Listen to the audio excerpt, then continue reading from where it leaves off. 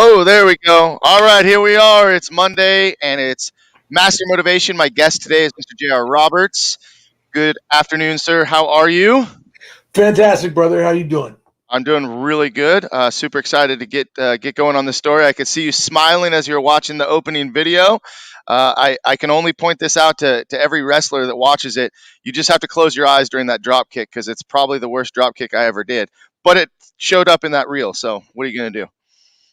I've seen worse drop kicks, and I've taken some of your kicks, and man, you can get down in the ring. Yeah, yeah. Hey, thanks for taking the time to join me today. You've got an amazing story that I can't wait for people to hear about. I always kind of start off the show by letting everybody know that the reason Master Motivation came about was the fact that I wanted to contribute something positive to social media. I scroll social media quite a bit, especially utilizing it for my business. And as I scroll social media, sometimes it could be a little bit of a downer and sometimes it could be negative. But I think it's all a matter of what you're looking for too. And I'm always looking for the positive post and the positive motivation and inspiration. And so I thought to myself, it'd be pretty cool to interview some of the people that I know that have amazing stories, and that when people watch it, they may feel like they can relate to your story. And I think that there's a lot of people that may be able to relate to your story. And we'll jump right in. We met through wrestling at Millennium Pro Wrestling, MPW. I think I don't remember the first time. I can't remember right off the top the first time that we met, but I know that when I came into MPW, I was not really well received for whatever reason because I was kind of an outsider karate guy. But we got to know each other a little bit as we were kicking the shows off on Friday night at MPW through training at Bump U, all that good stuff. So we've got a bit of a history, and I have a level of respect for you for what I know that you've gone through in your life, which maybe a lot of people like just in the wrestling world really don't know. So of course you're also known as Hell Kid Johnny Lords, and I think that we'll talk about that in a minute. But I just want to welcome you to the show. Thanks for taking the time and tell us a little bit about your background. Tell us a little bit about yourself so we can get started. Well, I am a former professional wrestler. I haven't had a match since February of 2020, which is kind of right before the pandemic hit. A lot of people haven't had a match since February 2020. Am I done for good? I don't know. Probably. I'm 51 years old now, and I'm a little heavier than I've been, and I feel a little old, but I love wrestling. I love wrestling so much. I think about getting back in there. I remember exactly when I first heard of you. You came on as a sponsor for MPW, and I was contacted. I was doing all the graphic design for the company, and I was contacted to do a special flyer introducing Master Flame. And I think I put you up against a brick wall on the first flyer that I made of you, and Yep. I thought you looked legit, and it scared me. The idea of someone coming in that could probably kick my ass. I don't want to be too brutal in the wrestling business, but the truth is when I got in 1998, there was a whole bunch of serious ass kickers, and in the last 25 years, that's kind of lightened up a little bit. So when you came in, I'm like, oh, here comes the guy that can really fight. I don't know what he might come in and break all of our arms. I don't know what's going to happen. But I Yeah. was stoked to see you come in, and even better, man, the some of the stories that you and I got to tell together in wrestling, man, some of the best nights I ever had, probably the best, most watched promo I ever did was all involved in programs with you. Oh yeah, yeah. I mean, you had some killer promos back then. I remember you sitting outside of one of the schools out in the valley, House of Champions, doing one. You did one while you were in Hawaii. Yeah, we definitely had some fun times promoting our matches. I think we had at least a half dozen matches for sure. And then the most memorable one, I think, for me at least, was the opportunity when it was the last MPW unsanctioned, and we were unifying the unsanctioned and heavyweight title. So we got to have that match. That was pretty fun. So much more has happened in wrestling. And before we talk about wrestling, because I know that takes up a kind of a lot of what our relationship really has been.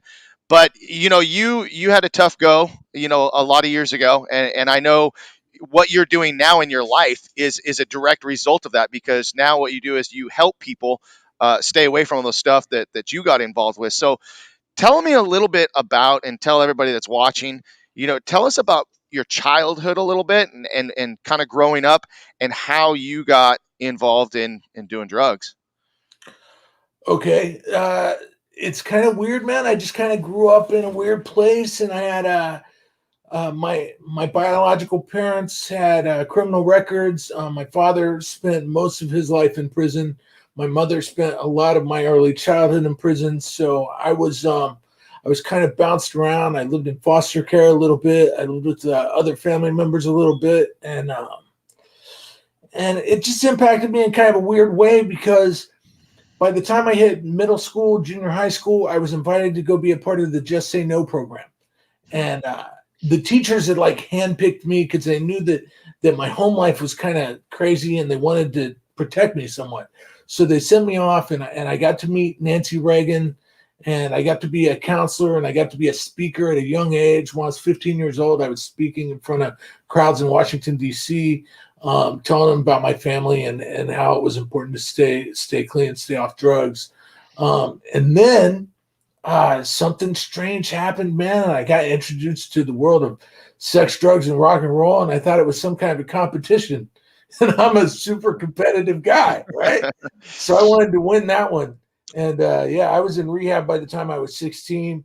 Went back a few more times, and then eventually found my way out to the West Coast, where you guys have drugs out here too.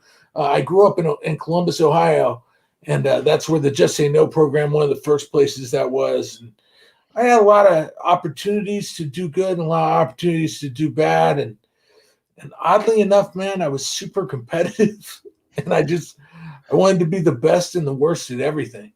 Yeah, yeah.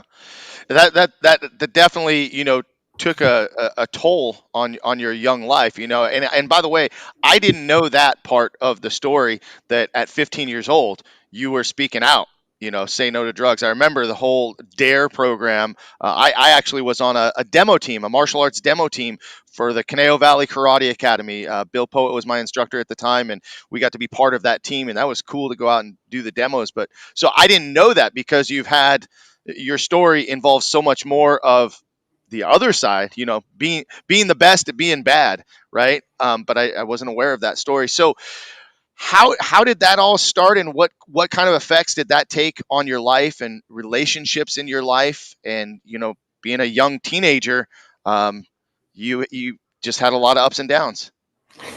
Yeah, so when I started getting high, man, I got away from the Just Say No program, and I became a singer for a punk rock band called the Infants of Sin. And we were like the best. And I was super competitive with that. Like, I had grown up playing football and basketball and wrestling, and I was always super competitive, but I was never the best. But in my mind, I wanted to be, and I couldn't Mm-hmm. be. So then I moved over to this music thing, and I wanted to have the best band in town. And here's the thing, I was never a great singer, and we were terribly unpopular because we were cocks. Like, we would go to all the other bands' concerts and stand out front and talk about how everybody sucked except us. But we actually sold more t-shirts and drew bigger crowds than every other band, because we were known for being assholes, and like everyone wanted to be a part of something that was something happening. And they're like, Right. let's go see the Emphasis in and yell at them and kick JR's ass and do all this and that. And we would pack the house better than everybody else. But like I said, we weren't all that good. The guys that played in the band were fucking fantastic, but I was a terrible singer. But we had a blast, and I continued on with like that kind of thought pattern. And eventually I decided I wanted to come out to Los Angeles. I wanted to be famous. Like, my competitive nature, I got introduced to punk rock young. I heard that Black Flag song called Thirsty and Miserable. And what they say in it is thirsty and miserable, always wanting more. And I've learned something very special about myself the more I've looked at this. And that's, I wasn't without things, and I didn't have the hardest life, But in my mind, I told myself I was without things and I had the hardest life because I always wanted more, Mm. right? And still today, I always want more. I want to be ambitious and I want to be competitive and I want to be the best of all time. And since you knew me in the wrestling world, like you know that about my personality. For You sure. already know that. You're like, fuck, Right. here comes JR with his big fucking head and his big fucking ego. And he wants to be the best. And I was never the best wrestler. But name one dude that you wrestled with that's got more world titles than me. Like maybe Bo, but also big head. Love that dude. Um, so like that was the thing, man. I came to California. I wanted to be famous.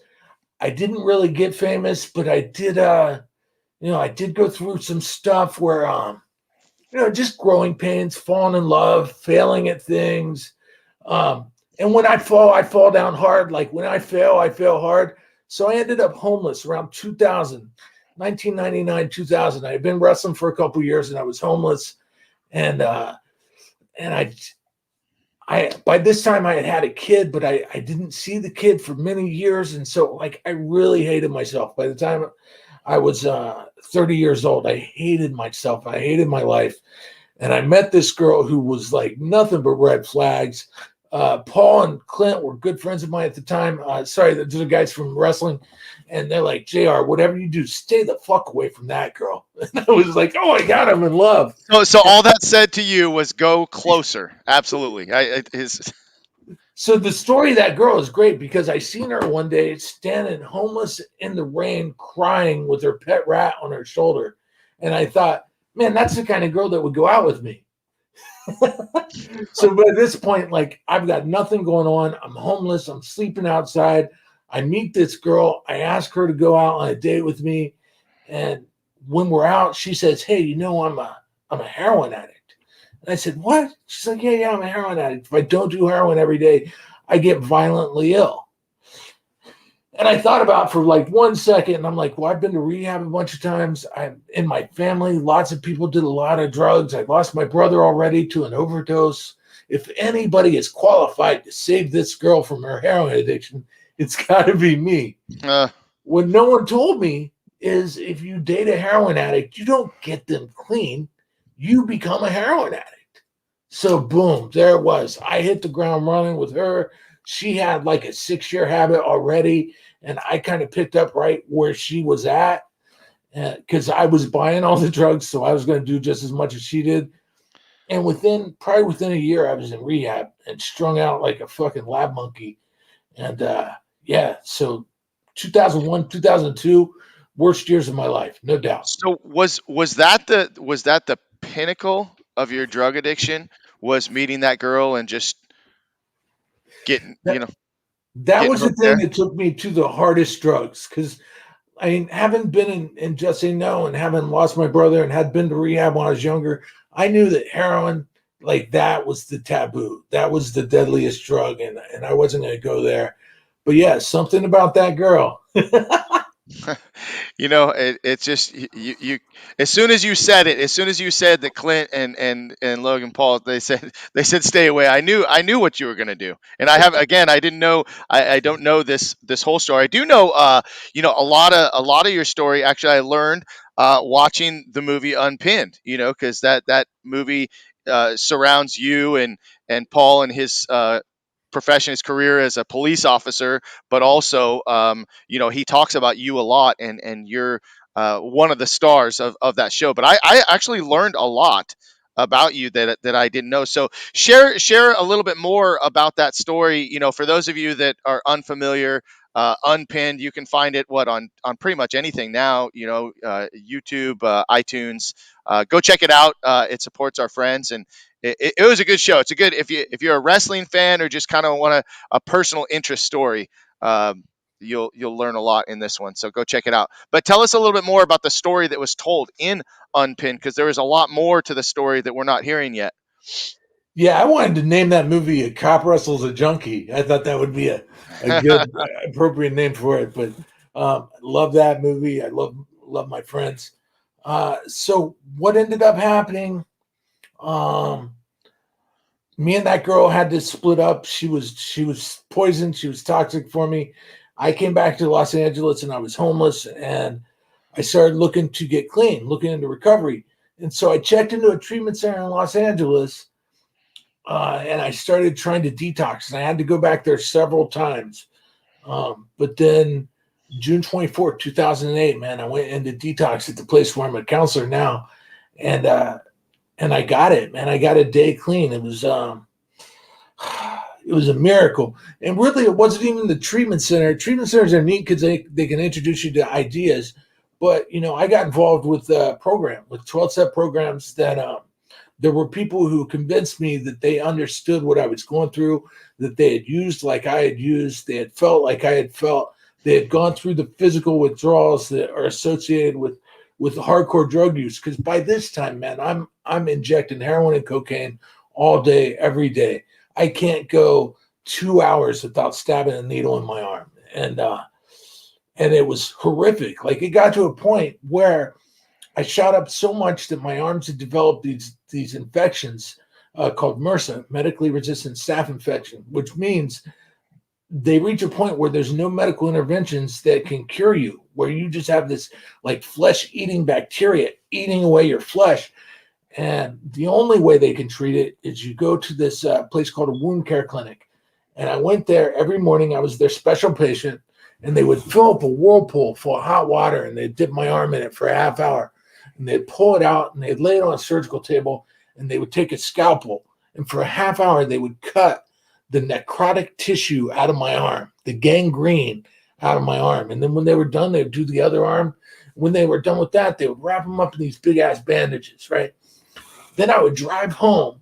As soon as I got home, I would take the big-ass bandages off, and I would shoot up in the same exact spot because I was so hooked, man. I could not stop. I was so sick and so insane that I was shooting up in huge, gaping, seeping, open, gangrenous wounds. They told me, we're going to cut your arms off. And I was like, wait a minute, I'm using them right now, right? Mm-hmm. So the addiction is as gnarly as you can imagine. And it wasn't until I met these people that said, JR, we get it. We understand what you're going through. And we promise you, if you just stop, man, for 24 hours at a time, your life can change. You don't have to feel the way you feel right now. You don't have to be sick. You don't have to be miserable. You don't have to be sad. You can be something else. And I didn't know what that something else was, but I had a teeny bit of hope. And this is something that anyone could use. Hope is the greatest currency known to man. I've had money. I've had no money. Like, I've had love, sex, fame, glory. There is nothing more valuable than hope, because I was literally like sick and rotting and dirty, and like my clothes were covered in blood because I couldn't stop, right? And they said, JR, if you just make it 24 hours, if you just make it another 24 hours, we promise it's going to get better. It's going to get better. And let's be fucking honest, Jason. This is a life beyond my wildest dreams, man. Mm-hmm. Like, we haven't even gotten to that part of the story yet. That's like, right. This shit just kept getting better for me. As long as I didn't pick up, all my dreams came back. All the things I hoped for and prayed for, man, I got 10 times better. Mm-hmm. Yeah, for sure. And I definitely can't wait to talk about that a little bit more. I'm going to throw this question up there now. And Dane Evans, one of my students and a friend here at my school, says, how many years have you been clean now? Dan, thanks for asking. It's been 13 years. My clean date is June 24th, 2008. It's the most precious thing in the world to me. I carry it close to my heart. I have a necklace here with it inscribed. My sponsor gave me that on my 1 year clean. Nothing's more important to me than that clean date. And so it started when you were, your drug addiction started when you were 16, right? And were there other times that you went longer periods of time of being sober and clean before through 2008? I don't know, like, never significantly. And because really my thing was weed. Like, I loved smoking weed every day, but I went through periods of time where I ate a lot of acid, and that put me in rehab when I was a teenager. I've certainly done my share of snorting coke and shit, but like, in 2000, 2001, when I started shooting up, that's like when we reached the precipice. And no, I never really had any significant clean time from 2001 to 2008. As many times I tried, I couldn't stop. And looking back as a counselor now, what do you see in yourself now that you didn't see then? When you're strung out, you have one goal in life, and that is $20. And you're pretty sure that if you don't get that $20, your life is going to end, right? Now I've got this hope, like, for every 24 hours I get, like, that things can just always improve. Things can always be better than they were. I don't know. It's so hard to answer that question and it's complicated.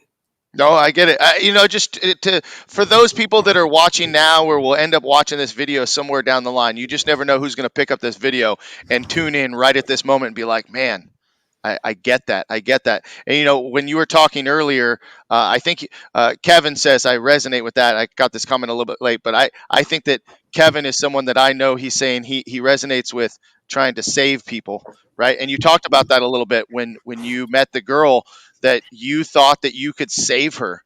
Was there any chance of you ever saving her? No, not the person I was then. Can I save people now? Yeah, dude. I'm. Remember I told you I'm competitive. Mm-hmm. All right. So here's how competitive I am.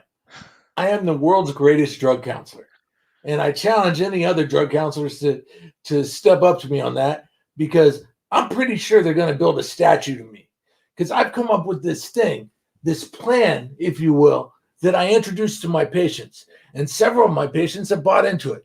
Lots of them resist it, and they do whatever they end up doing.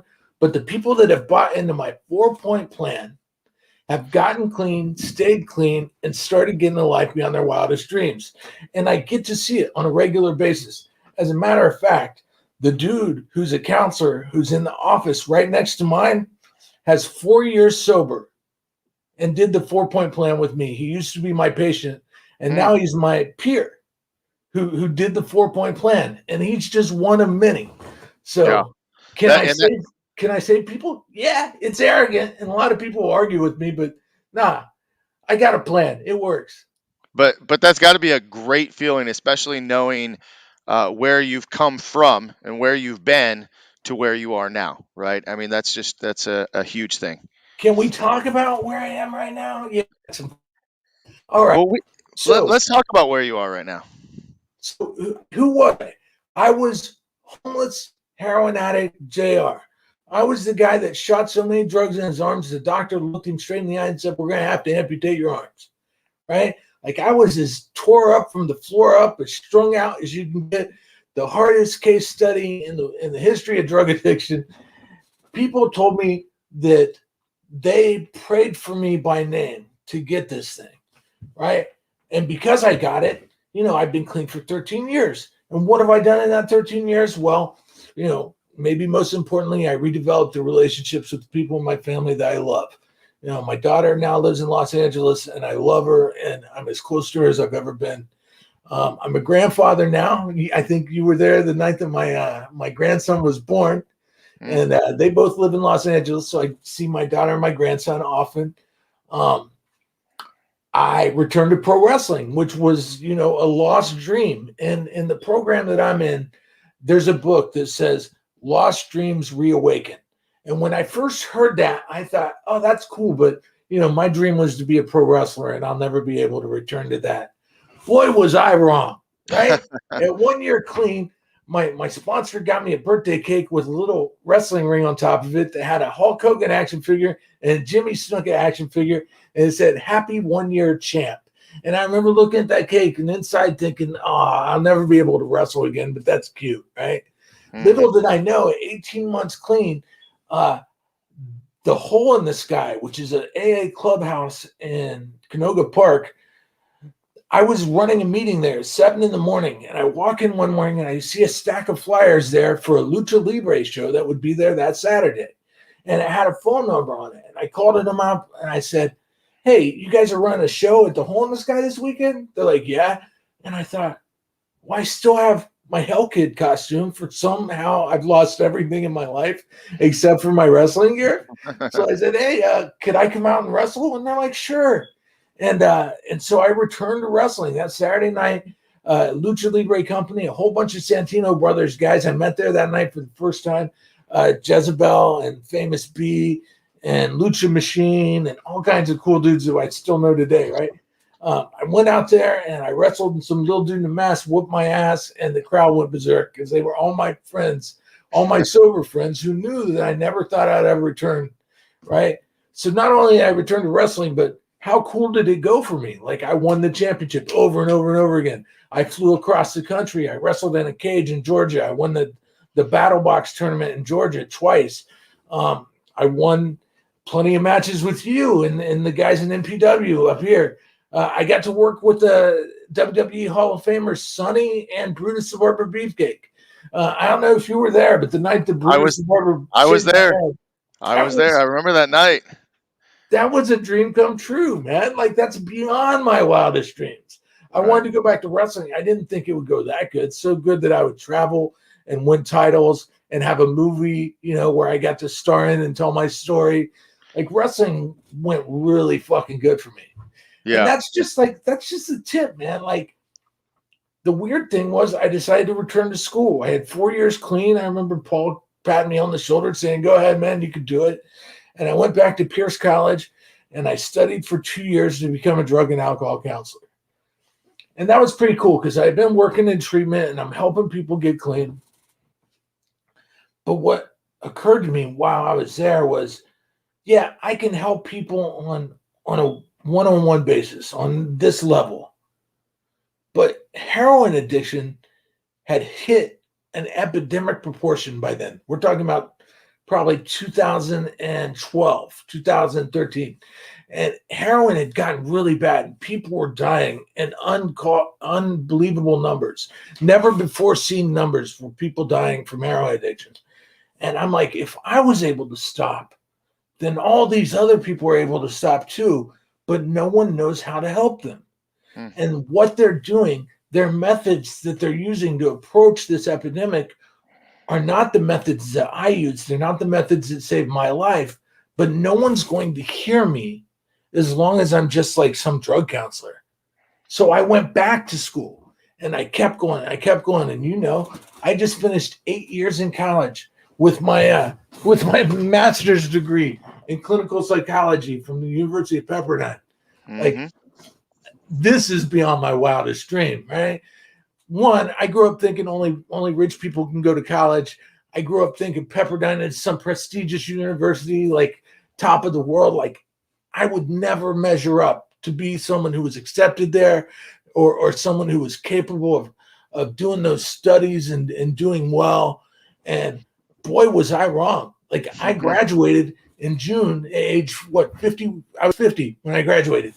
And then like 2 weeks ago, I got from the Bureau of Behavioral Sciences, I got my associate registration number, which says that I am eligible when I compile another year's worth of hours to become a licensed therapist.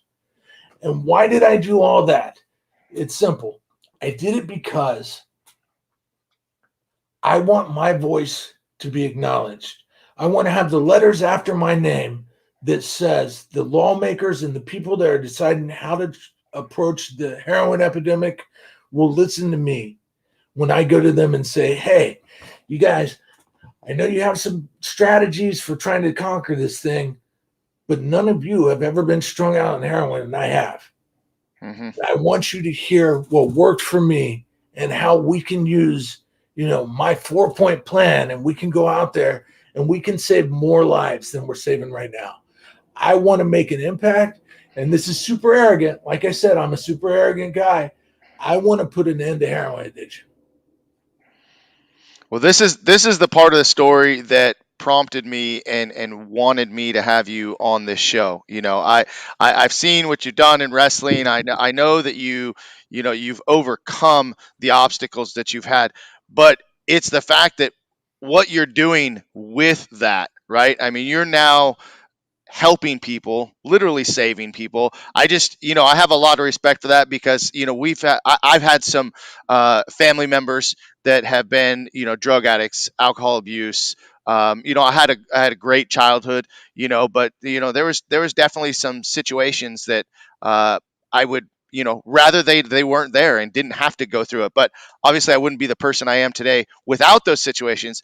But still, kind of having that little bit of knowledge and understanding what goes on in a family and what goes on with people when there's that abuse and the addiction. And now here you are, a person that has suffered from it, has hurt other people by it, and has now really turned the corner and gotten the education to make a bigger impact. Because like you said, you got the 2-year degree and doing as a drug counselor kind of at a lower level, so to speak, and you're like, I want to make my voice heard. I want to go to the higher level. I want to impact more people. I mean, it's just something that I have a lot of respect for you in that regard, that you've really taken it to that level and making such a big difference. So let me tell you about this thing that I want to do to help people. It's called the 4-point plan, right? And I like to brag and say that I invented it myself and I'm the creator of this, but it's all a lie. I stole this shit from the 12-step program.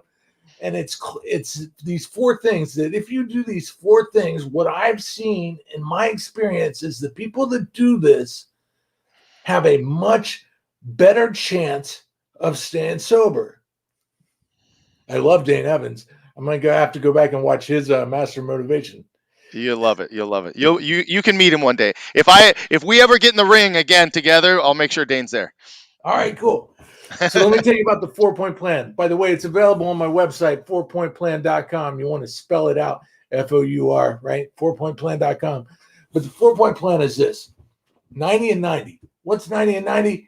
I tell people about this all the time. It's whatever program you're involved with, whether it's Alcoholics Anonymous, Narcotics Anonymous, Cocaine Anonymous, Sex Addicts Anonymous, whichever one you're in. It doesn't even have to be anonymous. You could be in rational recovery or smart recovery. You could go to church, but the thing is you would have to go to church every day because 90 and 90 means 90 meetings in 90 days. You got to go to a meeting every day for 3 months. People are like, oh, I don't have time for that. That's too much of a commitment. And I'm like, wait a minute. Did you ever get high for 3 months in a row? Like if you never got high on Wednesday, well, then don't worry about going to meetings on Wednesday. Maybe you took Wednesdays off. Personally, I got high on Wednesday. I got high on Monday, Tuesday, Wednesday. I got high on every day that ended in Y. So now I need to go to a meeting on every day that ends in Y, basically every day for 3 months, right? So that's how we get started. And why would you want to do 90 and 90? Because if you go to a meeting every day for 3 months, you cannot stay anonymous. You cannot sit in the back of the room where no one will talk to you. Because if we keep seeing you show up every day for a couple weeks, we're going to insist ourselves upon you. We're just going to walk right up to you and be like, hey, man, you're here. You're back again. What's your name? I'm glad you're here. And we're just going to force this thing on you. The second part of this is get a sponsor, right? You can't do anything alone. Nobody can do anything alone. Kyle Busch has Snickers as a sponsor when he drives his race car because he can't do it by himself. We need someone to help him. And if we're going to stay sober, we need a sponsor. We need someone who will help us. Me, I got Bob. Bob is so special. I've got a sticker on my desk at work. It says Bob Hearts JR. And everybody that walks in my office, they're like, that's kind of weird. Who is Bob? Bob's my sponsor. And Bob loves me. And I know that because I got that reminder there, right? And then the third thing is get a home group. Find a meeting that you're never going to miss. Every week, you're going to be there no matter what. So for me, a long time, it was Saturday mornings at 10 o'clock.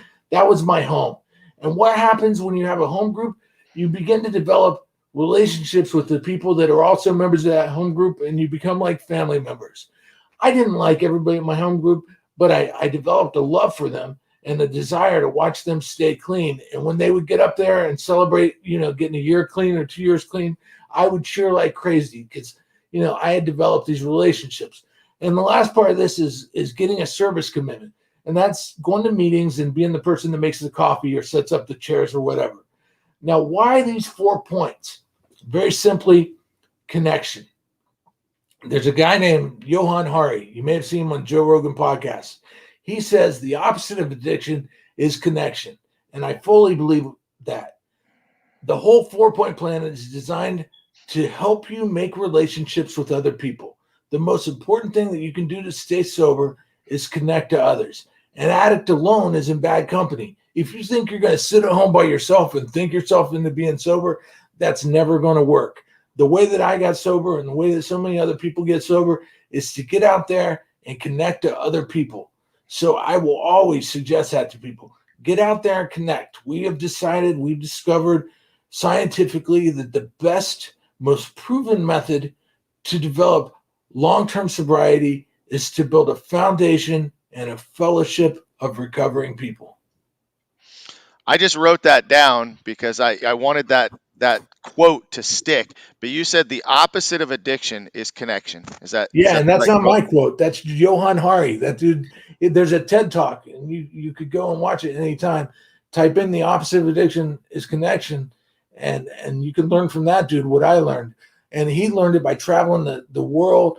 And there's a scientist named Bruce Alexander in Canada that created a rat park. So originally, when we learned about addiction, we put rats in a cage with 2 bottles of water, one with drugs and one with no drugs.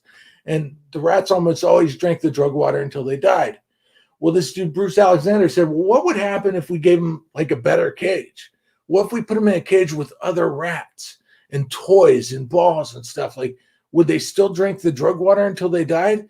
And when they were put in those social situations with other rats, they almost never drank the water with drugs in it, and they never did it until they died. So that's where we learned, maybe, isolating a drug addict could just kill them, but giving them a fellowship of other people to support them, is the secret to getting sober and staying sober. Love it.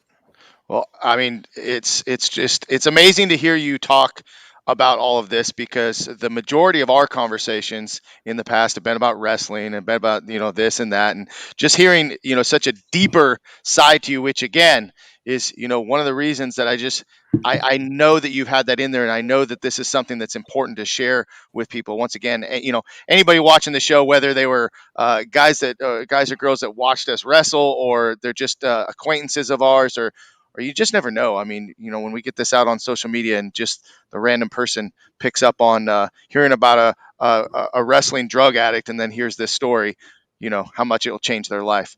Let's go back for a minute. Let's go back to 2001. You were homeless, right? And you ended up sleeping on someone's couch, and then you got into wrestling.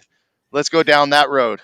Yeah. So the dude that movie is all about is a guy named Paul, and he wrestles under the name Logan X, and he's one of the best human beings you'll ever meet. And I haven't seen his Master Motivation episode yet. When's that coming? As soon as he gives me a date that he's not busy working, saving the world from all the drug addicts and killers out there. Dude, I love that guy. One of the reasons I was accepted at Pepperdine was because he wrote them a letter saying that JR is an amazing changed man who has helped me save drug addicts in the past, who has helped me save people that were in human trafficking in the past. Like, I could probably get into any school in the country with a letter from Paul, because it comes on that official letterhead from the police department, and it's Sergeant V saying this guy is the shit. And so everyone's gonna be like, all right, cool. So yeah, Paul and I were close. I slept on his couch. We were both rookies in pro wrestling and wanting to make our name. He was teaching me after every show. So like, my dream was never to be a pro wrestler. It was to be a pro wrestling manager. And so I would go with Paul and I would act as his manager. But as his manager, I was getting my ass kicked a lot. And I started to notice that I grew up really skinny and shit, right? Like, I started to gain a little weight and get a little height. And a lot of the dudes that were kicking my ass were smaller than me. And I was like, Paul, these little dudes are kicking my ass. He's like, dude, it's time for me to train you. So we would hang out after shows and get in the ring, and he would teach me what he was taught. And he took it slow. It was a year from that time before I had my first match. And my first match was against him. and it was great. We were at the Ventura Theater. There was a huge crowd. We're in the first match, and I take him down, and I'm throwing these punches at him, and he looks me in the eye, and he goes, "Punch me in the face." So I had to punch him in the face because that's how we were taught. Like you've trained with Master Steve. You've had him on your show, and he says, don't hit him, and he'll throw a punch that like doesn't even come close to you, and you'll act like you got hit, right? Not Paul. Paul's like, if you want me to act like I got hit, you better fucking hit me. So I'm sitting on top of him and I'm punching him in the face, and that became our thing, man. I've wrestled Paul probably 30, 40, 50 times, a bunch of times. I love wrestling that guy because we don't have to call anything. We just get in there and know exactly everything the other person's doing. We don't even have to call it in the ring. It goes unspoken. We just whip each other all over the place and have fun with it. Yeah, yeah. Talk a little bit more about, you talked a little bit about doing the battle box over in Georgia, and you wrestled a lot with MPW. If I remember, when I kind of came in, between obviously Paul, you, uh, Ken, Tex Tunney, Bo, to me, those were like all the main guys of MPW that I remember. There were few tag teams back then. You were kind of instrumental, though, from what I understand in the story of how MPW has gone through the several different incarnations, right? Because MPW kind of started back in '01, then it took a break, it came back in the early 2010-ish area, took another break, so talk a little bit about how what your role was in the beginning of MPW, and then the comebacks each time. Well, I don't want to oversell it because me and Paul have conflicted about that in the past. Let's just say I was on the first show, and I got injured on the first show, and I was out. I came back. I think it was 2010, right after Roddy Piper's show had happened, and I got introduced to a pretty good spot where I immediately launched into a program against Paul, and Tex Tunney was my manager.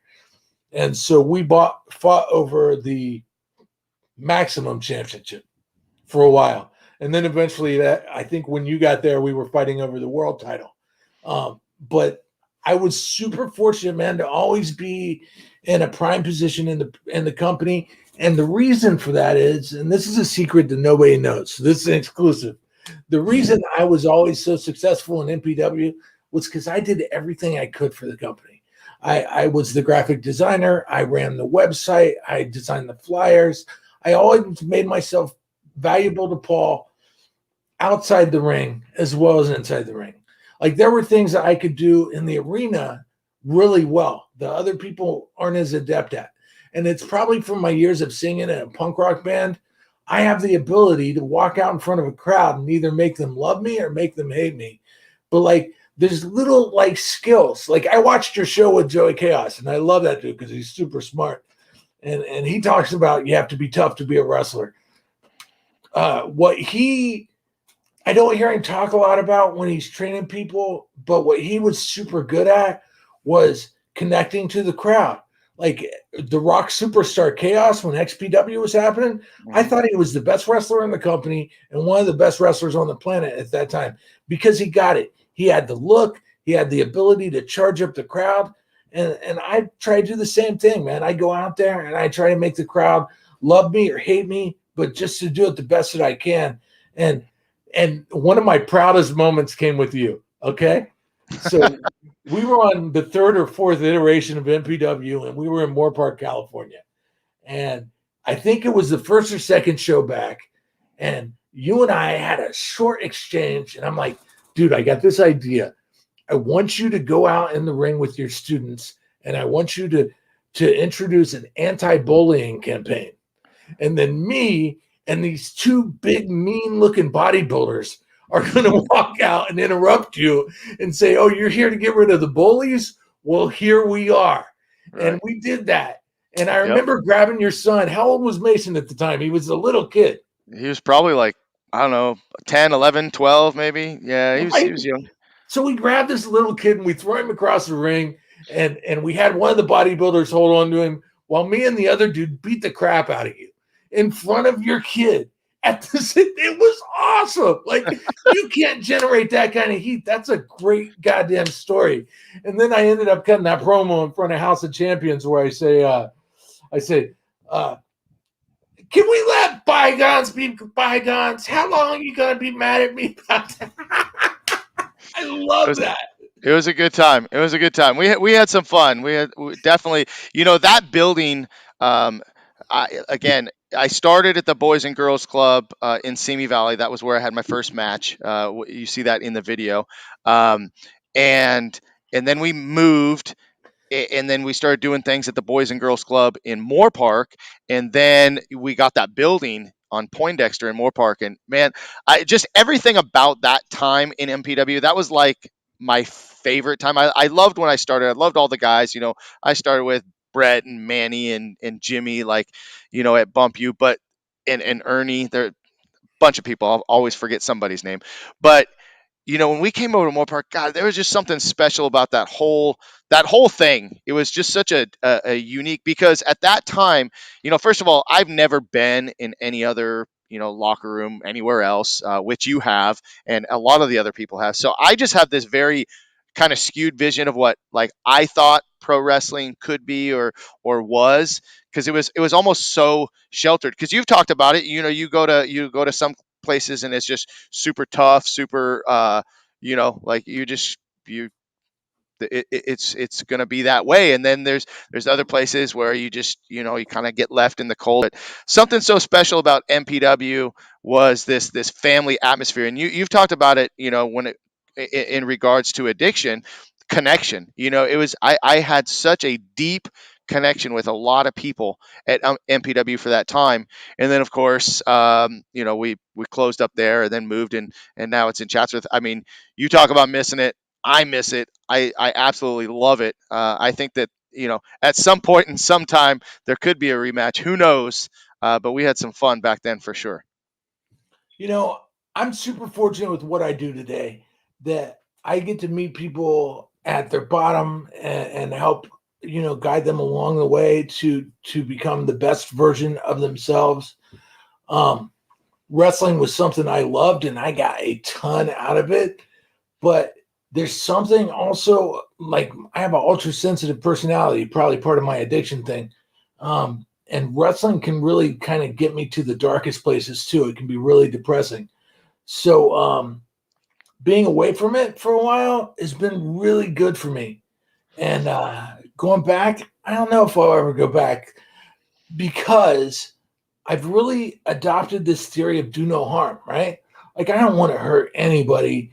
I don't want to cause anybody to be sad, to be angry, to be depressed, to have any reason to go home without a smile on their face. And a lot of times wrestling did that to me. And so, I got resentments for a lot of dudes that are still out there, and I'm not going to go there and hurt somebody and be angry at somebody. So, what's best for me is stay away from wrestling, at least for now. Right. But I'm getting older, man. Maybe, resentments are never good. Carrying resentments is like carrying a bag of boulders on your back, right? It doesn't hurt anybody but me. So, slowly but surely, I'm going through my life and I'm taking those boulders out and I'm setting them down and I'm letting them go. I've had conflicts with guys in the past in wrestling, and now we're friends again, and I love it. Whenever I go to a punk rock concert in LA, I usually bump into Bo, and there's been times where me and Bo have bumped heads, but we're friends again, and I love that guy. I recently heard from Max Ammo. I hadn't heard from him probably a year and a half, and it's good to make amends with that guy and smooth things out. So, if I get to that point where I feel like I'm good with everybody, maybe I'd want to go back, but I'm getting old too, man. Right. And what more do I need to do? I'm the 9-time heavyweight champion of the world. Do I really need to be the 10-time heavyweight champion of the world? I don't know, man. I think I got what I needed out of wrestling. It was awesome. I got a skateboard. I got an action figure. I got the Hell Kid action figure. Is the coolest thing I've ever seen in my life. Like, I got a lot, man. And I want to have no regrets. I always want to keep going forward. I want to stay competitive and ambitious like I have been and continue to accumulate, you know, the wins. Because let's be honest, man, since 2008, I've been on one of the world's most historic winning streaks of all time. Yeah. No, that's awesome. Well, good, good for you. I'm happy to see it. I've been, we haven't seen each other in person in a bit, but I follow a lot of stuff. I know a lot of stuff about what's going on in your life. I know when you're in Hawaii, because that's one of your favorite places to be. I know you're going to probably retire one day and go live there. It's just great to see. I really do like to watch people succeed, and I think that you do too, and you're learning more and more about, like you said, that resentment. Doesn't really hurt anybody but us when we continue to resent and have hard feelings or bad feelings with other people. But you're doing great things in your life now, and super happy for you. Do me a favor, and as we kind of get ready to close the rest of this show, if for any reason, well, let's just say this, let me let you cut a promo. I'll give you a couple minutes to cut a promo, and just on a motivational level, on an inspirational level, what do you have to say to people that are out there that might be struggling with addiction, struggling, depression, just having a hard time? Maybe they're in a rut. What are you saying to them? Well, if we're gonna cut a promo, it's got to start like mother grabbers, crumb snatchers, sister kissers. This is the Ayatollah of Diet Cola, the mother grabber so funky that you would choke a chicken just to spank my monkey. From the Heaven's Gate Ministries in Beverly Hills, California, the 9-time heavyweight champion of the world, also known as the Hell Kid Johnny Lords, J.R. Roberts, probably the world's greatest drug counselor. And I'll tell you what, man, anything you want to do in life, it's yours. You can do it.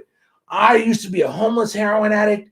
I came along and I got sober and I got clean and I went back and I went to wrestling and I did everything I dreamed of there.